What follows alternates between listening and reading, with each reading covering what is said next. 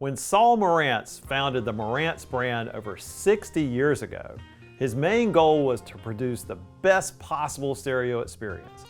Fast forward to 2019, and you'll find Marantz making a wide variety of home audio and home theater components. However, unlike some brands who have just focused on home theater, Marantz still has several models dedicated to two-channel home stereo in the form of integrated amplifiers and separate audio components.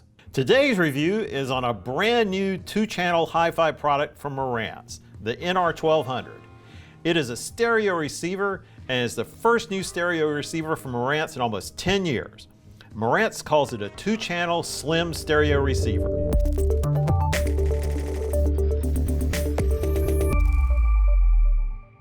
Marantz took the chassis of their slimline home theater receivers for the NR1200, but decided to put the focus on making it sound as good as possible. The result is pretty cool. This new slimline receiver is the standard audio component width of about 17 inches, but only sits about 4 inches tall and has 14 inches of depth. Don't let the small size fool you though. It weighs in at about 18 pounds, mostly due to its beefy power supply. Build quality is very similar to the NR Home Theater series, with nice gold binding posts on the back that can accept bare wire or a banana plug, and solid connections for the inputs. Power is rated at 75 watts per channel, and unlike many brands that have gone to quoting power at a high distortion rate not across the full audio band, they spec it at 0.08% THD and from 20 Hz to 20 kHz and at 8 ohms. Connectivity on the video side gives you 5 HDMI inputs and an audio return channel output to your display. These HDMI inputs all support the latest in HDMI technology. You'll get both an optical and coax digital input, along with 3 analog inputs. And since this is a two-channel unit, Marantz wanted to include a great phono stage. They gave it the same one you'll find in their $1,500 SR6014, which uses their HDAM tech, giving you much better sound from your turntable. You'll be able to run a second pair of speakers on the NR1200, as it has both speakers A and B, plus you even have the option of adding a bigger power amp later with its preamp out jacks on the rear. We love the fact you also get 2 subwoofer outs and a Zone 2 preamp out for the second room.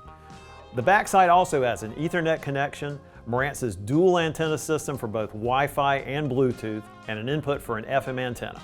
Moving on to the front panel, you'll find a nice display centered between the selector and volume knobs. An input with a USB connection for a USB sticker drive, and a full-size headphone jack with a dedicated internal headphone amp which sits just under the selector knob. In the center are 8 tiny buttons that give you Zone 2 control, tuner presets, a dim feature for the display, status, and sound mode. Under these are 3 knobs that are a throwback to the days of old Marantz integrated amps with a balanced bass and treble control.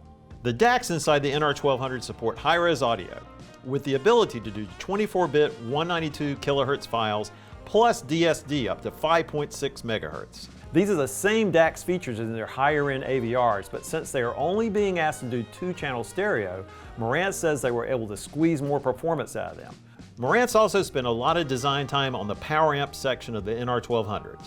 It is essentially a dual mono design with most of the same parts used in their bigger PM7005 $1,000 integrated amp. Network-wise, the NR1200 works with both Alexa and Google Assistant and has HiOS built in, which is a streaming platform that supports all the major streaming services. Throw in AirPlay, Bluetooth, and you have a complete package of ways other than the rear jacks to get sound into this really cool receiver. You can even set it up so the major functions are controlled with your TV remote, and if you're an Xbox One gamer, it includes the new automatic low latency mode feature for a more responsive gaming experience with the newer TVs which support that. There are 3 audio listening modes. The first is called stereo, which will allow operation of the tone controls, and MDAX if you have it on.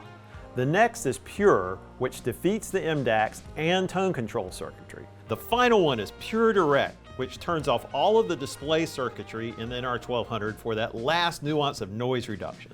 You also have the ability to defeat the subwoofer out on the fly if you wish, using the handheld remote. We connected the NR1200 to a pair of Bowers & Wilkins 603s. That's about an $1,800 pair of tower speakers. These are probably overkill for the typical use case for a $599 stereo receiver, but we wanted to check out the dynamic potential of this receiver. The first cut we played was from Patricia Barber's Cafe Blue album. The Marantz receiver had very silky highs and portrayed a great soundstage with the B&Ws. Next, we tried some driving bass on an old Best of Fleetwood Mac CD. Bass was tight, but not as dynamic as we've heard on some more expensive integrated amps on these same speakers. At this point, we changed the speakers to an easier to drive Paradigm Tower, the SE3000s, which are around $700 a pair. We felt these were a better match for the Marantz, and we had a great musical experience for about 30 minutes of listening. For analog testing, we used a Riga Planar 3 turntable to test out the phono stage. This also proved to be a great experience. What stood out after a long amount of listening was that there was not one hint of harshness or strain. This means you'll be able to enjoy the sound of this receiver for hours, something we don't always find in this price range. Our conclusion after listening is Marantz has done a great job of integrating all the features you need for today's world of music, streaming, gaming, TV, voice control, and enjoying music into one slim, complete package. The NR1200 is by far and away the best choice we know of under $1,000 that combines all of these features into one unit. If you enjoyed this video, please like it and subscribe to our channel. On our channel, we review amazing technology from all around the world. Thanks for watching.